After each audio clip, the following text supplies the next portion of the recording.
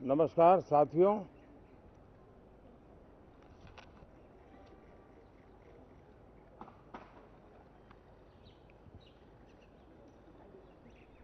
शीतकालीन सत्र है और माहौल भी शीत ही रहेगा।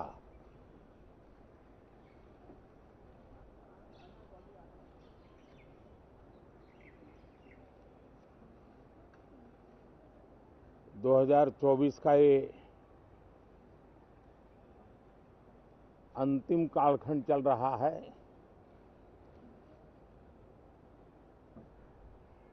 देश पूरे उमंग और उत्साह के साथ 2025 के स्वागत की तैयारी में भी लगा हुआ है। साथियों, संसद का ये सत्र अनेक प्रकार से विशेष है और सबसे बड़ी बात है हमारे संविधान के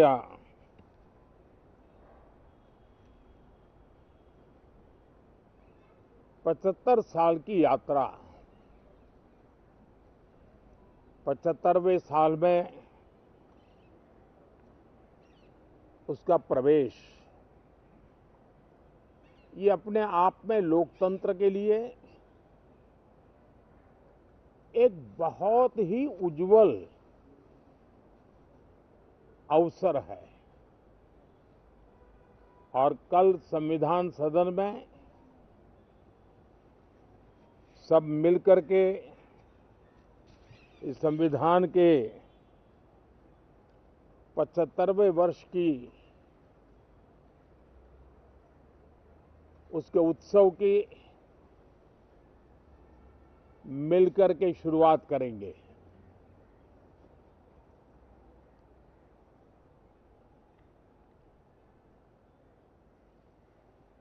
संविधान निर्माताओं ने संविधान निर्माण करते समय एक एक बिंदु पर बहुत विस्तार से बहस की है और तब जाकर के ऐसा उत्तम दस्तावेज हमें प्राप्त हुआ है। और उसकी एक महत्वपूर्ण इकाई है हमारी संसद।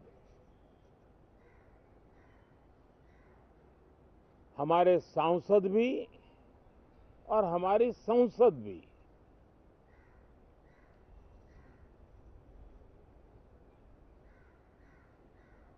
पार्लियामेंट में स्वस्थ चर्चा हो, ज्यादा से ज्यादा लोग चर्चा में अपना योगदान दें। दुर्भाग्य से कुछ लोगों ने अपने राजनीतिक स्वार्थ के लिए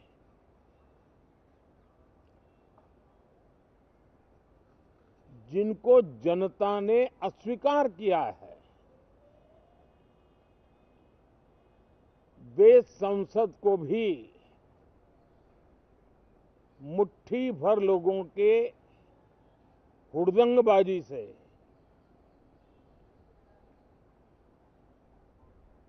कंट्रोल करने का लगातार प्रयास कर रहे हैं। उनका अपना मकसद तो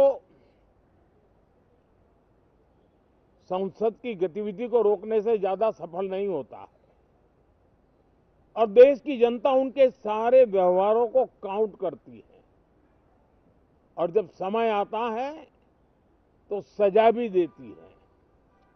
लेकिन सबसे ज्यादा पीड़ा की बात यह है कि जो नए सांसद होते हैं,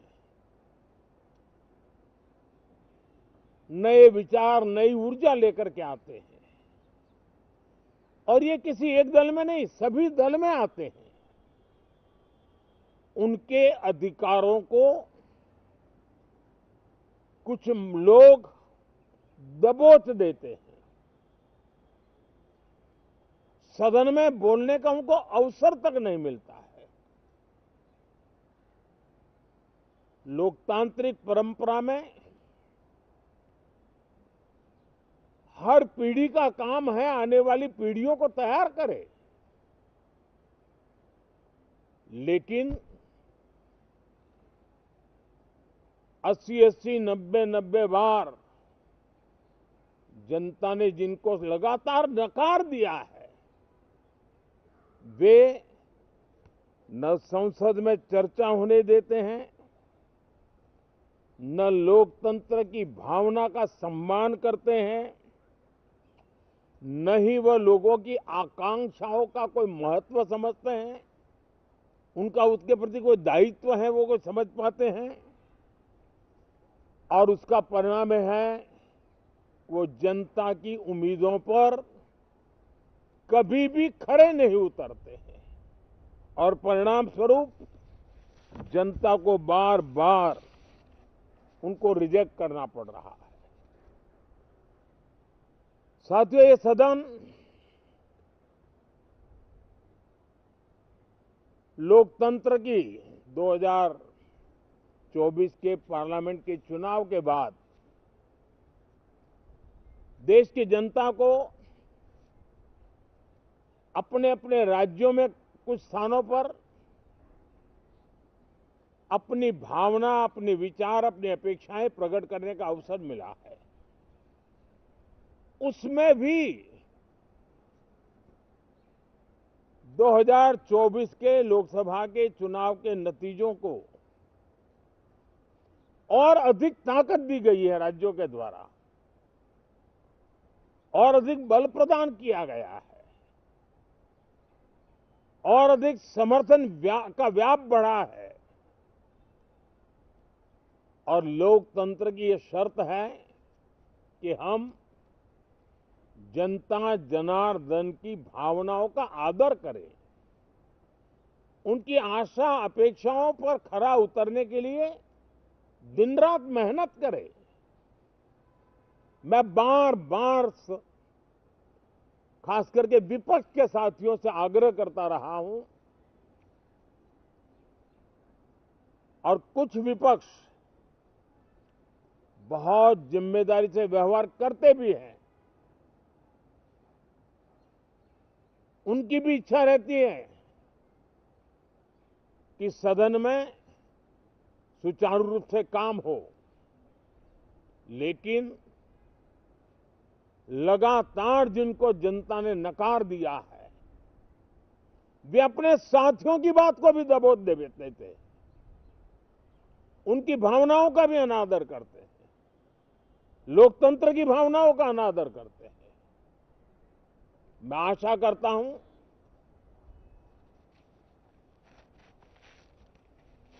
कि हमारे नए साथियों को अवसर मिले। सभी दल में नए साथी हैं, उनके पास नए विचार है, भारत को आगे ले जाने के लिए नई नई कल्पनाएं हैं। और आज विश्व भारत की तरफ बहुत आशा भरी नजर से देख रहा है, तब हम संसद का समय का उपयोग वैश्विक स्तर पर भी भारत के आज जो सम्मान बढ़ा है, भारत का प्रति जो आकर्षण बढ़ा है, उसको बल प्रदान करने वाला हमारा व्यवहार रहना चाहिए।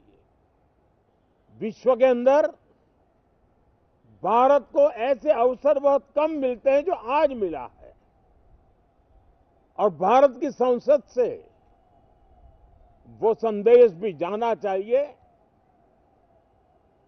कि भारत के मतदाता उनका लोकतंत्र के प्रति समर्पण, उनका संविधान के प्रति समर्पण, उनका संसदीय कार्य पद्धति पर विश्वास, संसद में बैठे हुए हम सबको जनता जनार्दन की इन भावनाओं पर खरा उतरना ही पड़ेगा। और समय की मांग है, हम अब तक जितना समय गंवा चुके हैं उसका थोड़ा पश्चाताप करें और उसका परिमार्जन करने का उपाय यही है कि हम बहुत ही तंदुरुस्त तरीके से हर विषय के अनेक पहलुओं को संसद भवन में हम उजागर करें। आने वाली पीढ़ियां भी पढ़ेगी उसको, उसमें से प्रेरणा लेगी।